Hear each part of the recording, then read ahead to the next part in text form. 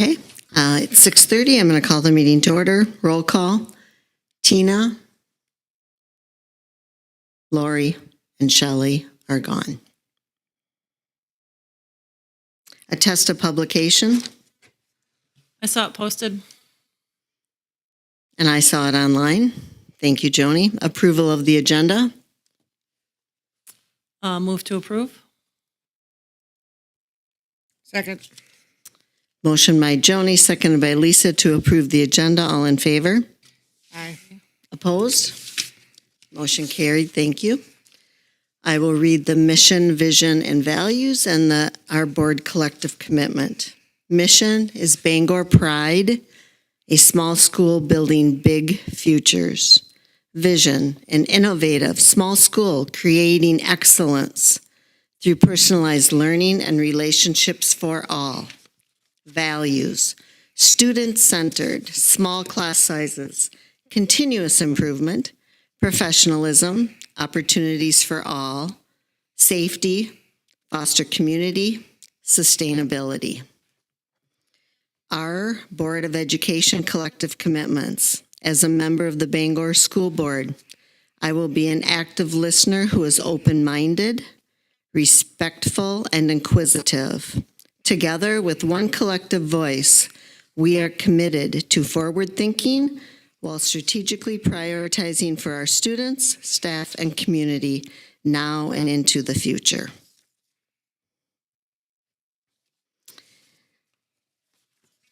All right. Agenda of the minutes from the August 17th regular meeting. Don't we have public comment first? I mean, not that. Oh, okay. Sorry. Oh, I'm sorry. Did I forget public comments? I apologize.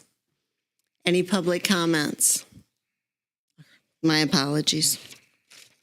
All right. Approval of the August 17th regular meeting. I'll move to approve those minutes of the regular meeting in August 2022. I'll second. Motion made by Joni, seconded by Lisa to approve the August 17th regular meeting minutes. All in favor? Aye. Opposed? Motion carried. Moving on to the board president's report, reminder of our regular school meeting, board meeting schedule. In October, we will meet the third Wednesday, November, the third Wednesday, and December, the third Wednesday. And then we are projecting that after the first of the year, 2023, we will move our meetings to Wednesday, second Wednesday. So in January, that would be January 18th to January 11th. And in February, it would be from February 15th to February 8th. And we will, this will be an action item later in the meeting. District financials. I did have one question posed of us about the $350,000 transfer of funds from one bank to the other, basically to cover those accounts, the regular transfer that we do on a regular basis. Any other questions? Otherwise, we would look for approval of the financials.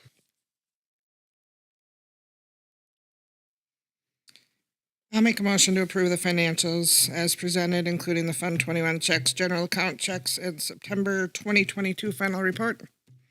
Second. Motion made by Lisa, seconded by Joni to approve the financial documents. All in favor? Aye. Aye. Opposed? Motion carried. District reports, referendum. Yeah, so we gave Kevin the month off. So we have just a brief presentation. There's a lot that's been going on since the resolution was approved at our August meeting. So just real quickly, you can glance over your head. We did give on August 24th a presentation to the entire district staff following that approval of the resolutions, just kind of explaining what it was.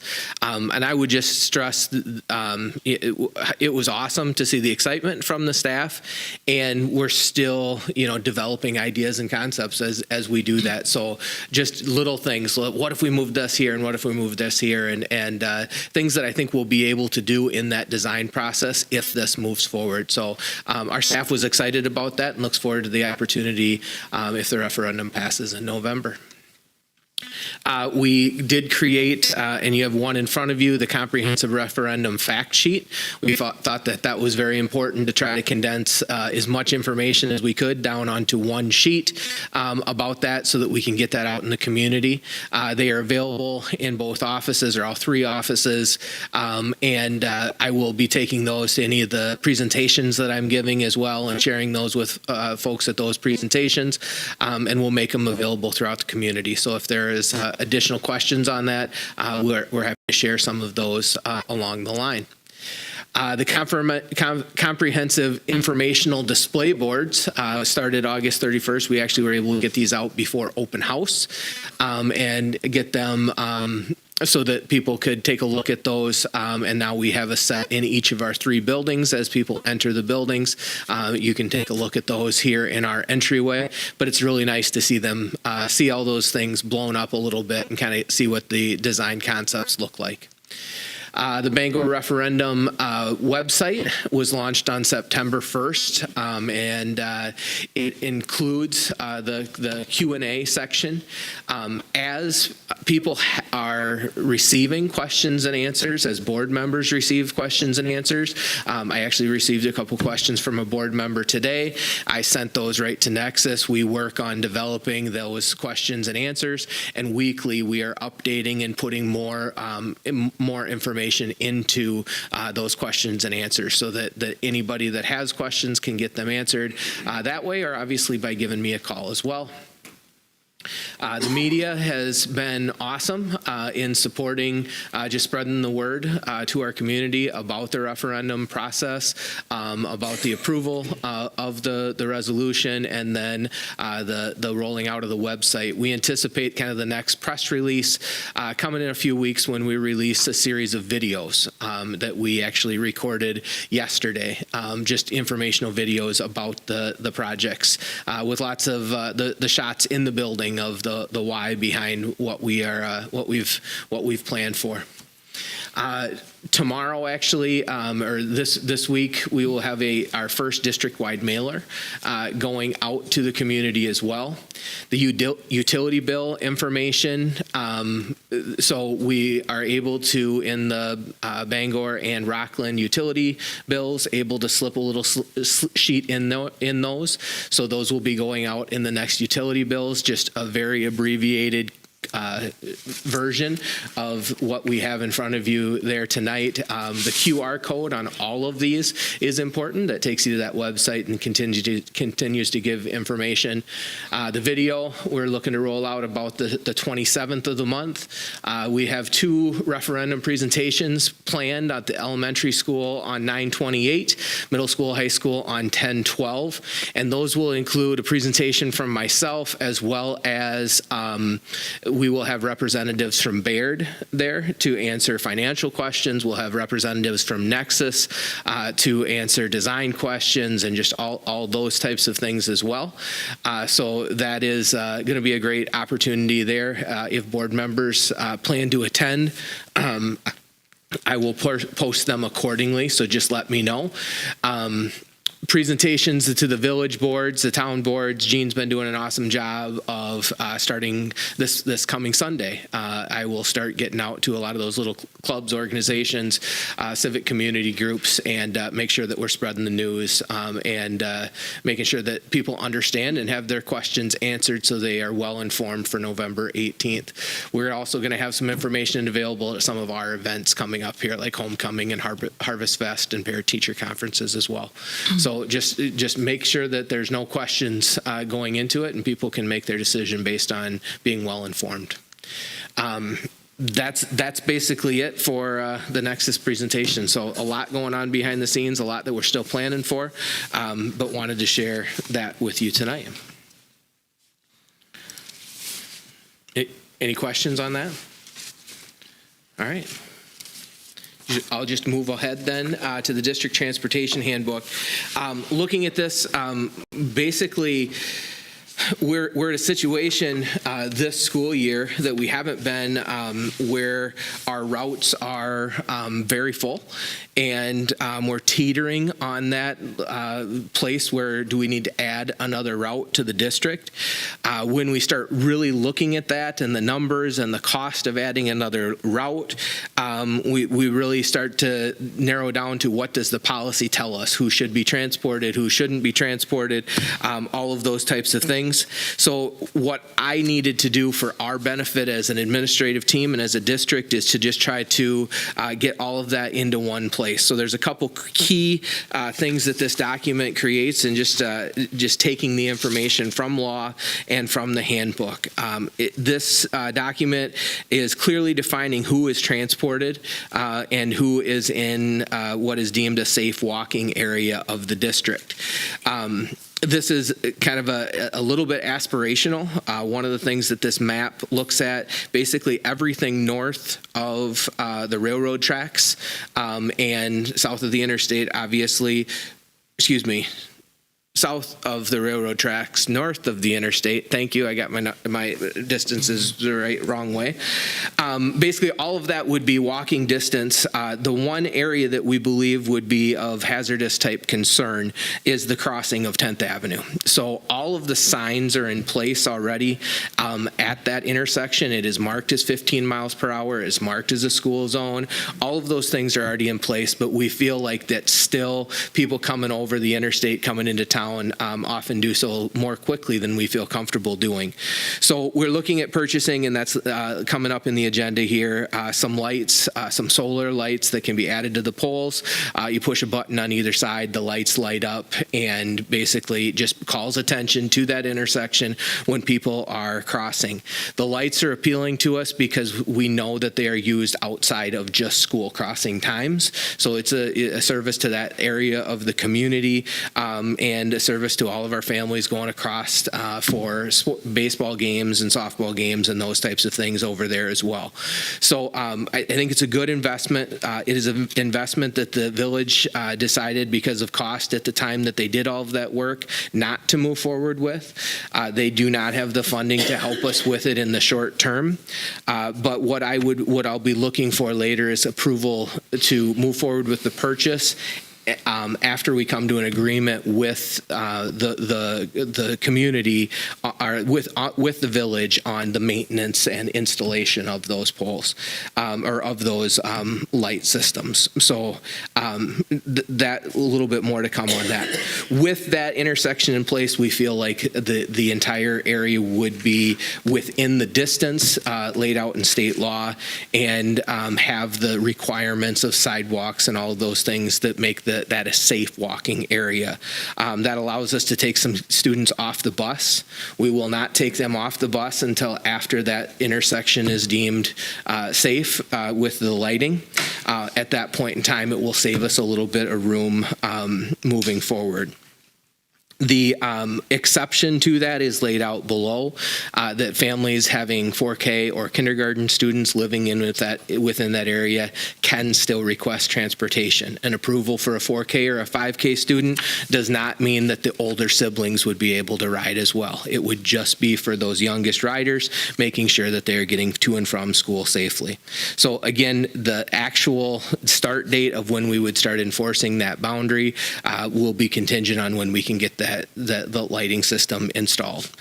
As you know, wait times on ordering those things is, once you've ordered, takes a little time as well. So just kind of one of those things moving forward. The policy or the handbook also lays out that safe walking distance to bus stops, and that's directly from our policy that we can ask people to walk a little distance to the bus versus doing door-to-door stops. And where that matters is when our buses are full and we're trying to keep our routes times under an hour. If we can have a few less stops along the way and still pick children up safely, that helps the route time for every student on the bus. So just kind of clearly putting that all into a document.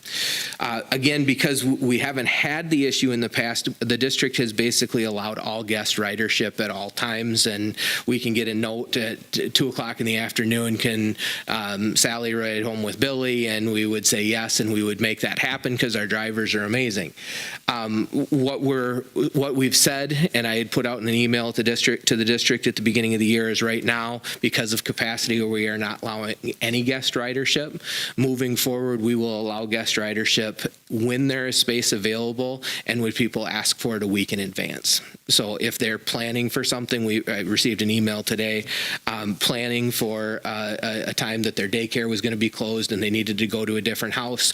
We can make those types of accommodations when we can plan for it and make sure that we have room. So just kind of identifying that. The expectations on here are directly from board policy. As I looked through this, when we go through the next round of policy with Neola, I will bring our board policy back to us at that point in time.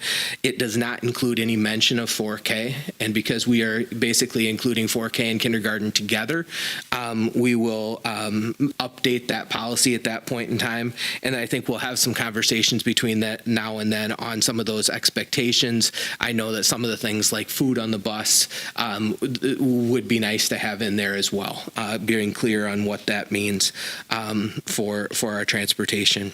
But again, I just wanted to share that with you and the vision of what how we interpret the policies and rules that we have in front of us, the state laws that we have in front of us, and how to move forward with those. Any questions on that?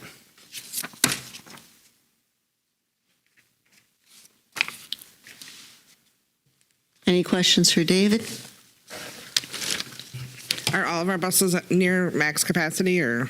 So the basically the 3 that go towards Rockland are the fullest by far, and they're the shortest routes too. The other 3 that go to the way north and to the way south of the district are less full, but they have much more geography to cover. So therefore, it's a time issue if we start putting too many on those. So they all feel pretty full, but the 3 headed towards the Rockland direction are definitely the fullest on a daily basis. The drivers have talked about, because you do start dropping kids off very quickly, and you do pick some up right at the end. That total number of 55 doesn't feel unmanageable. When we get above that, it starts to feel pretty unmanageable for the buses. So we're just over that, and with these changes, once we get this light system in place, we'll You're be saying able 55 on a regular size on bus? a regular size school bus. Yeah, it feels pretty comfortable because there's 72 passenger buses, and that's 3 per every seat. And we know our middle school and high school kids don't always fit 3 per seat.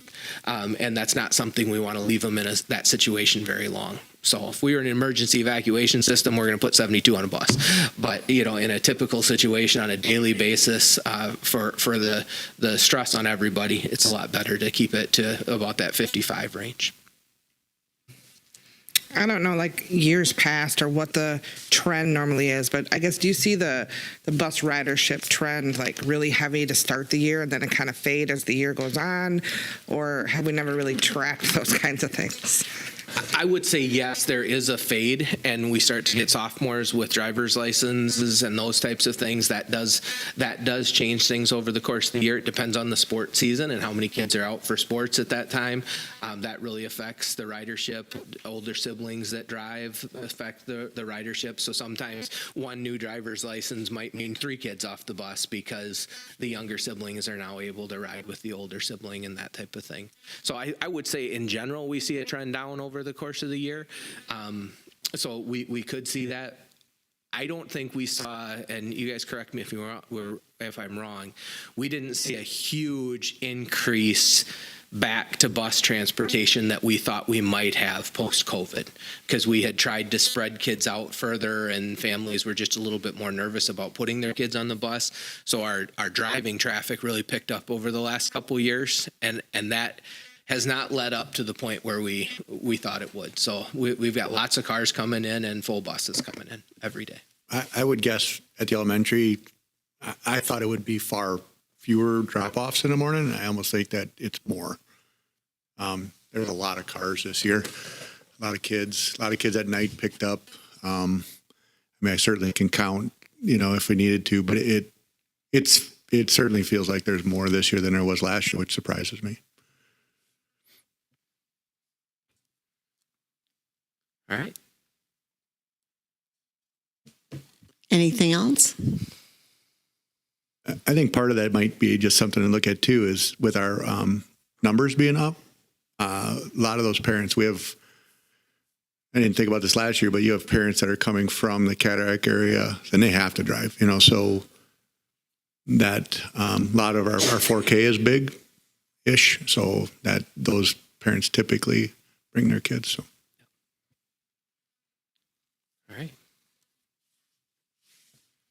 All right. Okay. I'll move right on to the action items. Then there's two tonight. Go ahead. One's just kind of a formality from what we've talked about over the last couple of months, and that would be as of January 1st or January of 2023, moving the monthly meetings to the second Wednesday of the month instead of the third Wednesday of the month.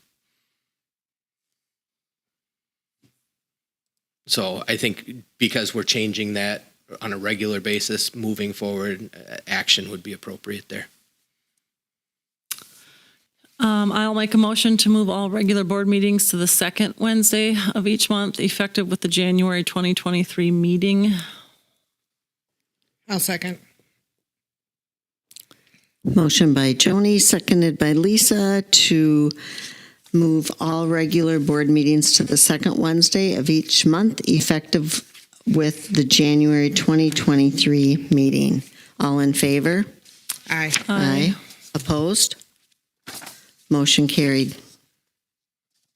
All right, and then the last action item here is the purchase of the school crossing lighting system. And the way I have this worded is motion to approve the purchase of the solar lighting crossing system to be installed at the 10th Avenue crossing at the amount not to exceed $10,600 pending final approval of the village on installation and ongoing maintenance. So we will make sure that that is all good before we make the purchase. I have 3 system quotes that I put the 3 numbers in our in the public content there. The first being coming in at $6,232. I don't feel is exactly what we were looking for. It's actually replacing the yellow sign with the crosser on it, and it's got lights around that sign. The second system leaves everything in place but adds light bars above and below so that it just stands out more.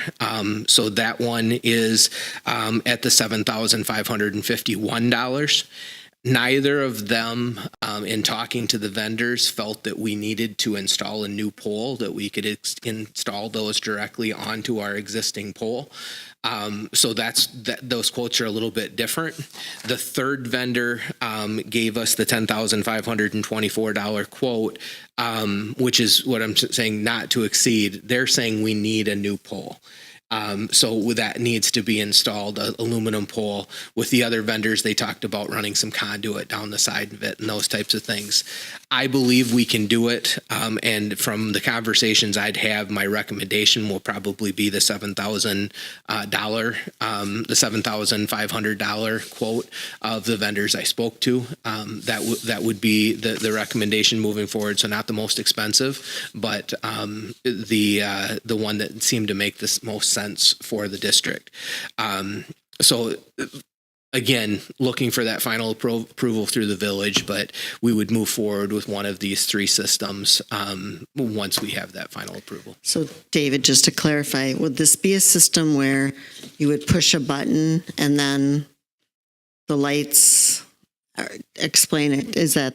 Yeah, exactly. So basically lights would go above and below the existing signs at the intersection. They would walk up to the sign that is right at the intersection. They would push a button on the pole. It would light up lights on both sides of the road, on both, because radio contract back and forth. It would be on for a timed period of time, and then it shuts back off. So there's no stop lights or anything like that. It's just calling attention to the pedestrian walkway and the school zone signs that are there. So that's basically simplified system. I feel like the solar is not only a good system, but we don't have to run any power to it either, or worry about wiring something underneath the road.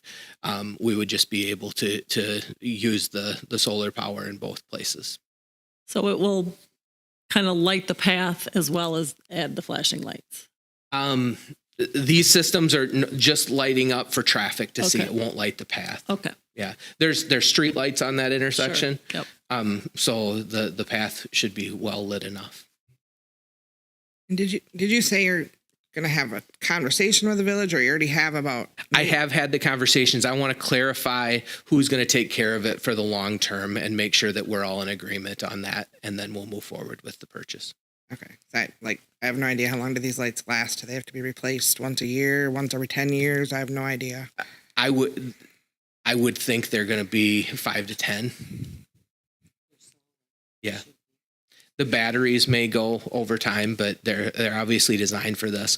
The one thing I did like about that middle quote is they specifically looked at our environment.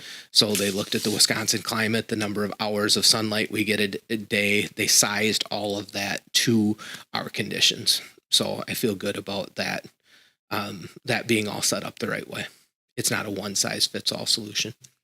And the company will install it, and that's included, or the village will install it? That's what we'll work out. I have Okay. talked with Josh multiple times on this, and it would be a combination of the village and probably Mike helping to put it all up and have it ready to go.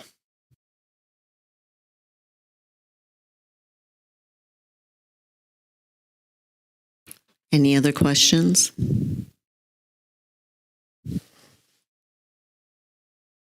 I guess my simple question is, why are we approving up to 10,600 if we think we're taking the 75? I mean, like, what is going to determine which one we go with for sure? At the end? I think it's the poles more than anything. I think Okay. that's the difference in cost is the cost of the poles. The equipment is basically the same. The middle vendor is assuring me it will work with our existing poles, and as long as that's the case, that's the vendor I would go with. Okay.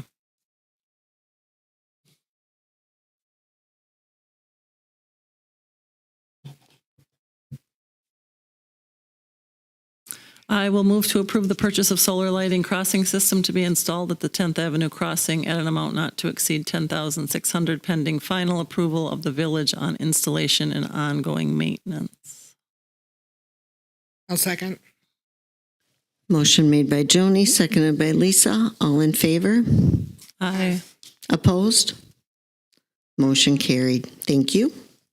Administrative reports, Mr. Chaplin. Thanks, Julie.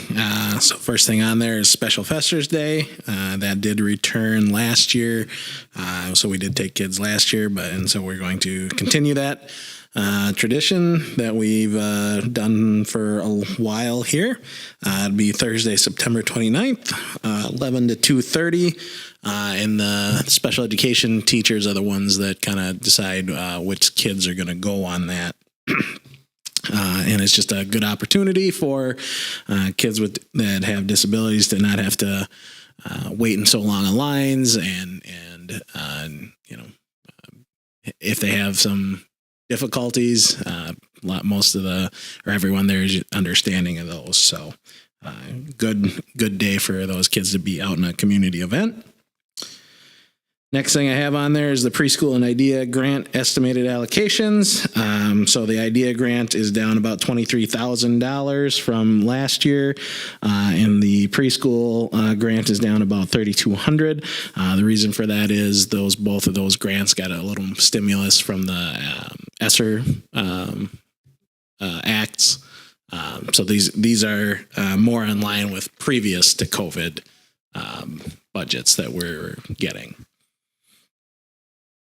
Any questions on that? I have a question for David. So if we get 150,000, how much do you think we spend on special ed? Yeah, I don't have that number off the top of my head. I'm sorry. with the money or with the salary information that you charged me $107 personally for, I just did some math.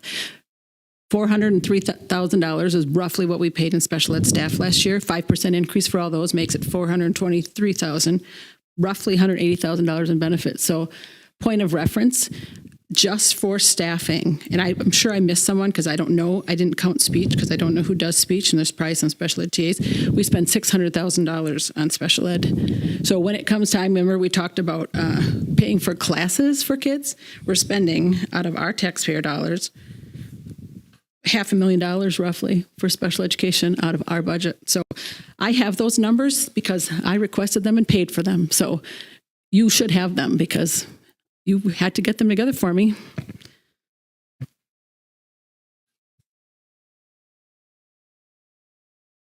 Is there a point that I'm missing? I mean, Yeah, it's quite a lot of money, I think, that we're spending out of our, so when it comes time for talking about special ed funding, the state does not pay even close to their share for special ed funding. well, I mean, I knew that. I mean, okay. I just wanted to make sure I wasn't missing something else. Yeah, most of the dollars for special ed for any district are out of local funds. Any other questions on the idea budget?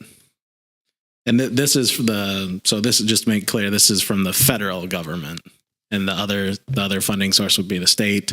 And then, like I said, most of the funds come from local dollars. The next thing I have is Cardinal Hall of Distinction. We are returning to that after a couple-year hiatus. We do have 2 recipients this year. Both families were informed of these individuals receiving this honor. Both of these individuals happen to be deceased. Eugene Topol, distinguished alumni, I believe, of class of 1933. And Ardell Schrader she was a Bangor alum as well. I'm not sure her class here, but she was a 5th grade teacher here for 30 years, I believe. So congratulations to both of them. They will be, the families can participate in the homecoming parade, and there will be an induction ceremony Sunday, October 2nd at 1 p.m. here at the middle school, high school. And then the last thing on there is the state testing dates for this year. Don't have to start any of that till December. So, but just letting everyone know that there are returning dates. The only update would be that there's no longer the ACT Aspire. It's the state has gone to the pre-ACT, which supposedly is a little bit shorter.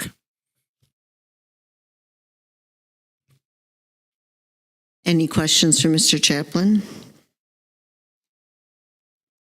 All right, Mr. Johnson. Thank you, Julie. Just an overview of the beginning of the school year. It's gone really smooth, fully staffed. It's nice, but kids and staff are working through their routines, getting everybody comfortable. The building's definitely full. 291 students, 291, and that's with your 4-day a week 4K.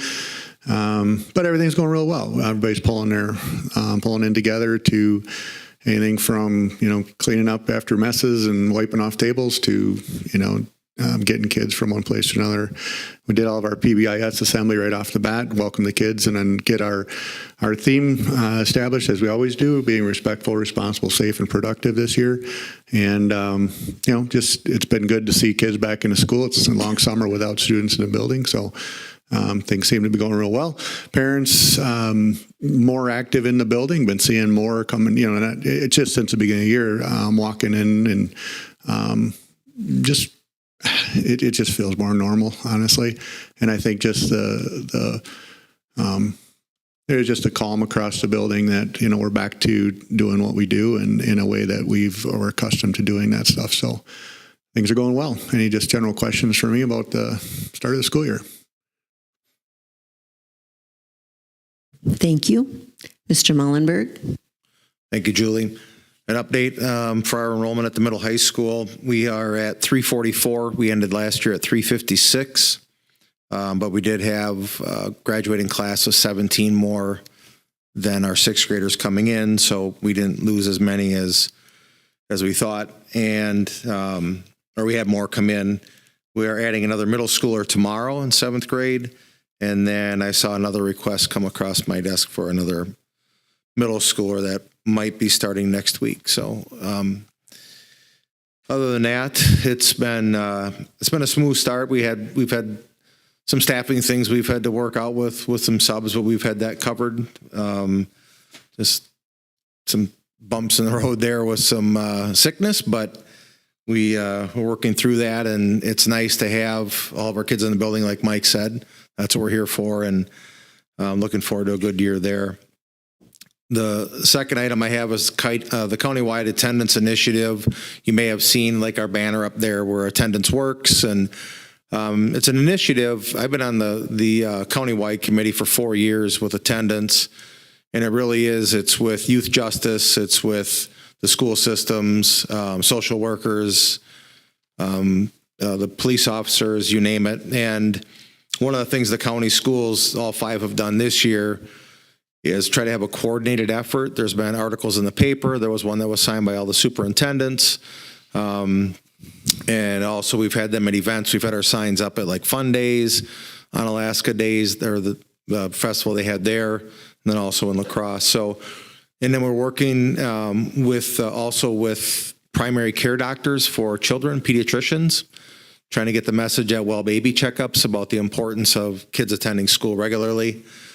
Our attendance last year was down 1% overall, which we're at about 94.5%, and usually the year before we're 95.5%, and then 96. So far attendance has been good this year, but I know last year also we had one stretch in there. I think we had 70 students gone on the COVID list at one time. So that was in January of last year. So that it made sense that our attendance was down some. But I do like the countywide approach because we all have the same message about the importance and the impact on like 3rd grade reading scores and kids learning to read and all of those things. So it's something that will be continuing. It's a continual basis and always looking for ideas. I know we're partnering. We've got a hold of partnering with Quick Trip as well.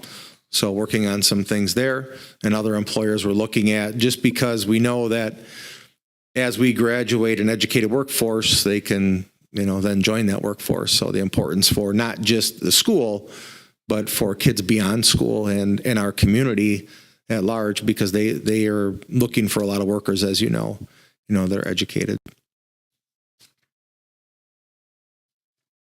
Any questions?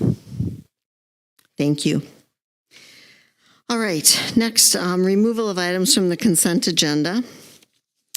Consent agenda tonight includes our current openings, an early graduation request, hire of a couple of part-time high school football assistant, FFA recurring overnight field trip requests, and the 7th grade camp recurring overnight field trip as well. Let's just let Lisa get back before we...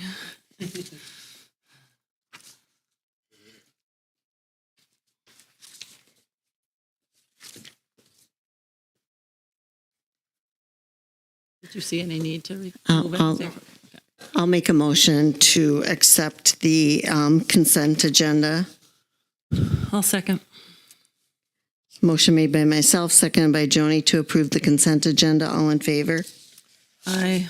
Opposed? Motion carried. Thank you. And I think that's all we have. I ask for adjournment. Move to adjourn. Second. Motion made by Joni, seconded by Lisa to adjourn. All in favor? Aye. Opposed? Motion carried. Thank you.